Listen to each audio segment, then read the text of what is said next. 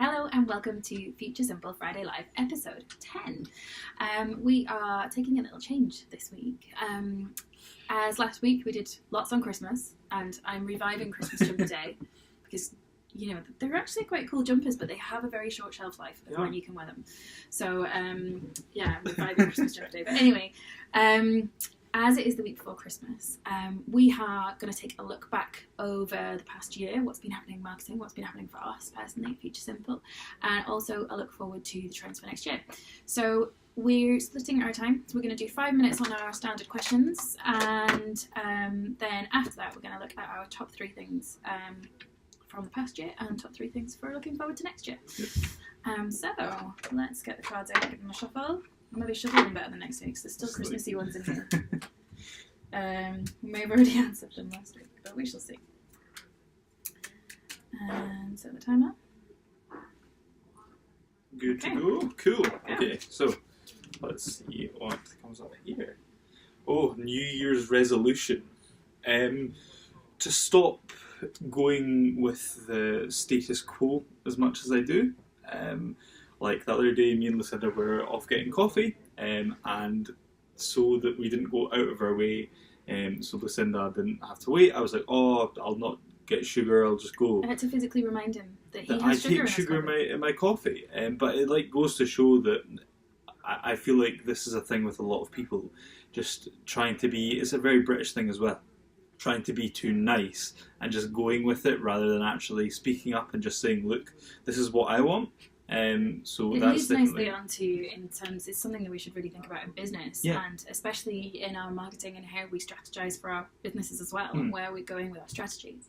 There's that old phrase that the worst thing you can do is only say, "But it's always been done this way." Yeah. And it's kind of a similar thing, as you don't want to go against the status quo, especially if you're new in something, or you're doing something different. You're like, well, there must be a reason why they're doing that. It's like there must be some sort of logic, but sometimes there isn't. Yeah. Sometimes there is, don't get me wrong, I'm not going to diss everybody. But sometimes things that just happen to have been done that way, and it just continues being done that way, when actually you could really make some huge efficiencies. And it's about kind of just taking a moment, breaking it down, going, hang on a minute, why are we doing what we're doing? Let's have a look. Is it the best way to do it? If it is, fantastic, thumbs up to you, keep going. If not, how can we improve it? How can we make it better? So I think that one, leads on really well. So I would say that's probably the New Year's resolution for us as a business as well. Yes. Would be to keep doing that ourselves. We advocate it a lot for our businesses that we work with, for our clients. Take those moments, take those pauses. What can we be doing better? Exactly. It's a lot easier said than done, because anyone in a business is busy running everything else. But it is definitely something that you should try and carve out some time to do. Definitely, I couldn't have put it better myself. There you go. Next question. Word of the week. Word of the week. So we had a 3-hour-long meeting yesterday on digital and elements of digital strategy, how we can be improving things. There's like we say, always places to be improving. And the word of that meeting was no-brainer. No-brainer. Well, a phrase of the week, but it's what so is a relevant. No-brainer? Yeah. And when do you just say, but you need to do that? Like, stuff's coming up. Don't, like you say, don't just go off and do something else. Don't just go off and go with the flow of what you think is happening over in that direction because everyone else is. Actually, what is the right thing? What is a no-brainer for you? When you actually break it down, cutting out coffee, if you get lots of headaches, if you get loads of headaches, or if you're getting really jittery in the afternoon, it's a no-brainer to cut down on your coffee. Likewise, if you have your emails on all day, and you are constantly, every time you get an email, you get distracted, you get looking at something else, you go off and do something else. You only look at your emails twice a day so that you are actioning things in a relevant manner. Yep. There's loads of little things that we could be doing that are no-brainers that would help us in business and in life and in marketing. Exactly. Even if it goes against the status quo, but it's a no-brainer, go for it. That was like the most jargony sentence. If it goes against the status quo, it's a no-brainer. Just do it. Yeah. Next card. So, how was your mental health this week? I'd say it's been pretty good. I'm getting onto the Christmas buzz. It was probably Christmas jumper day last week that got me going, to be honest. Right. Yeah, definitely. Yeah. But no, it's been a good week. There's not really been any disruptions. I'm kind of on the healthy eating flow, as I've been talking about the last couple of weeks. Christmas, so that you can then binge at Christmas. So I can absolutely go out and have one of those large Jaffa cake rolls. Yeah.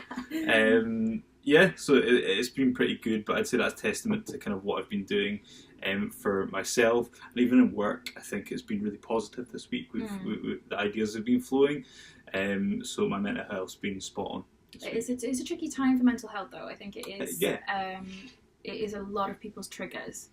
So it's really important to kind of bear in mind over Christmas that something about, I think a lot of things with mental health personally come down to expectations and what expectations you hold on yourself, what expectations you hold on others. Oh, that's our 5 minutes already.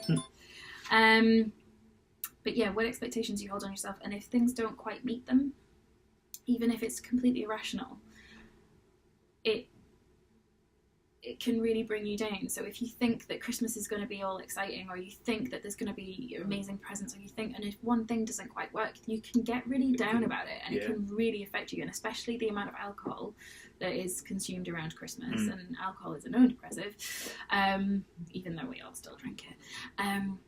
It is really important to be aware of your mental health around Christmas time. So if anyone does struggle or anything like that, just, take 5 minutes to think it through, talk to somebody or anyone. Exactly. Just mention struggling a bit, and that is totally fine to say. It's okay not to be okay. Yes. as it goes, Yes. definitely. And I'd add to that, like, as much as making sure that you're okay, I look out for the kind of tellers Those from around you others as as well, because as you're saying, it can be a stressful time. It can be a time, like, if it doesn't live up to your expectations, then yeah, definitely.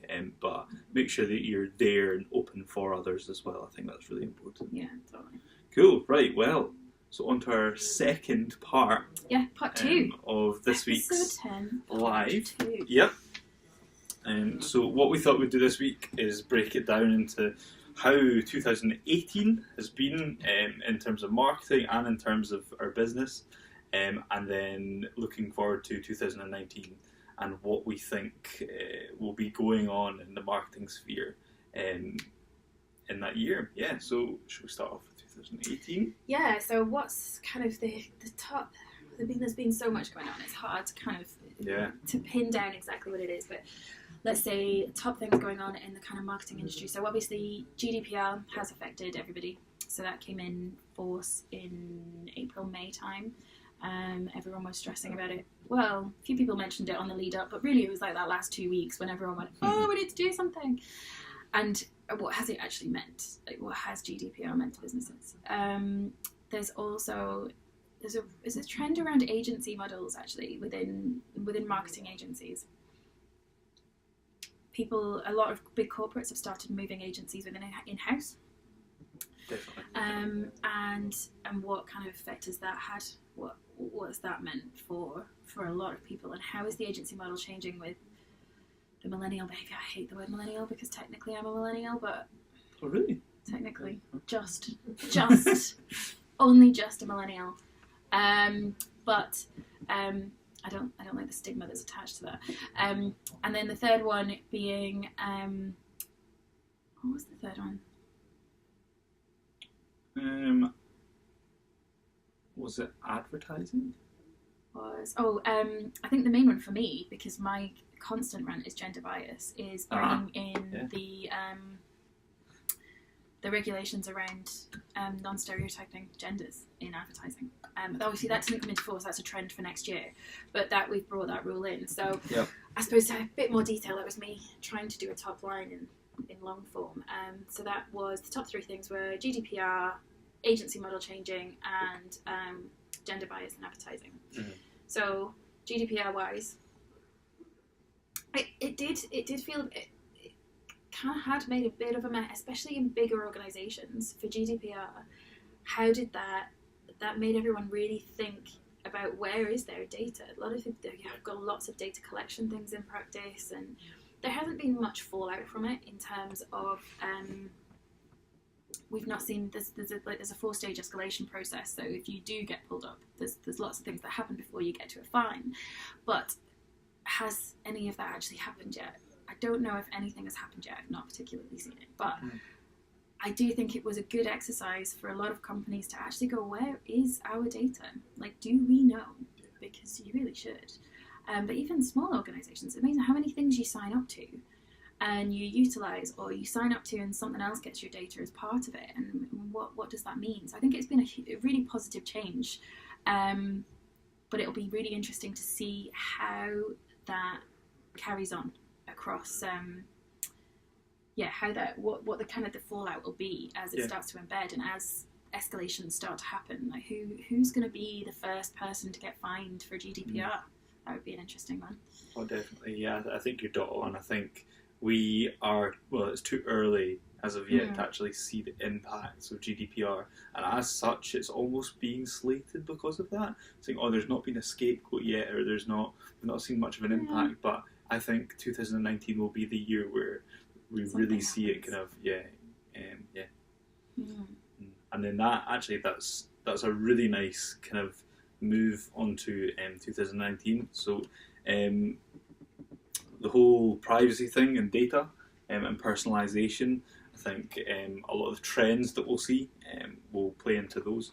So I think the 3 aspects that I would focus on go into marketers needing to be more creative in the noise, especially with a lot of digital marketing coming to the fore, and also trust and ensuring that the customers actually trust you as a brand or an organisation, because again, in data with loads of different sort of MailChimp, HubSpot, targeting, it's very easy for that trust to be lost through just kind of mindless poking of your customer. Yeah, it's finding a balance. I think it's always about finding a balance. I think marketing is one of those interesting fields where it's possibly seen. I mean, there's still the age-old colouring in department. As like one of the first blogs on the Futures and Football website was about how it's seen as a colouring in department, but there's still that kind of creative side, and what are you delivering creatively, and what is being brought out. They're the ones that add the gloss at the end of it. But actually, it's a lot more detailed. There's a lot more numbers to it, and it is about the numbers. The higher up you get, the more you're looking at numbers and having nothing to do with creative. But you need to be able to strike that balance, because in all things, you need to be able to cut through the noise and say, how are you going to be more aware of what is going on? How is someone going to see what you're doing over the millions of other people that are doing something similar online, or even in everyday life? What's going to be different about you? And creativity does that. But also, you need to get your numbers right and make sure that you're measuring those things and get all of the things that are holding that up in place. So is that numbers, and is that working out where your efficiencies are going to lie, and how do you make sure, and doing all the basics, like making sure you've got your SEO right, and you've got meta tags and all of these kind of things that build up to make a much bigger picture. So it's always, for me, it's always finding that balance between what those two things are. Well, it's turning out to be a bit of a theme in this video, but it's all kind of about trying your best as a brand not to really conform to the norms, but finding the balance.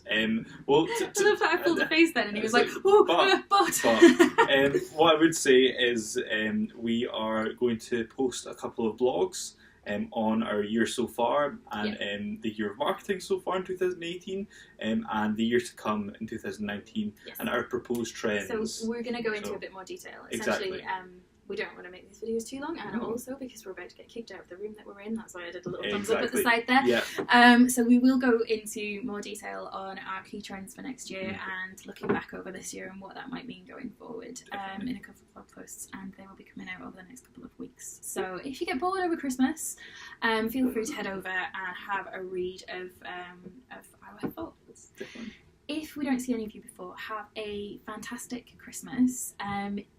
make sure you enjoy it as much as possible. Enjoy the moment, enjoy the contentness, and if Christmas is a trigger for you and you struggle, please make sure you tell someone, and just keep your chin up. But we better go. So thank you very much for being with us through 2018. We'll have one more episode next week, which is going to be a bit of a mashup of the last 10 episodes and our best bits, and we shall see you in 2019. Have a good one.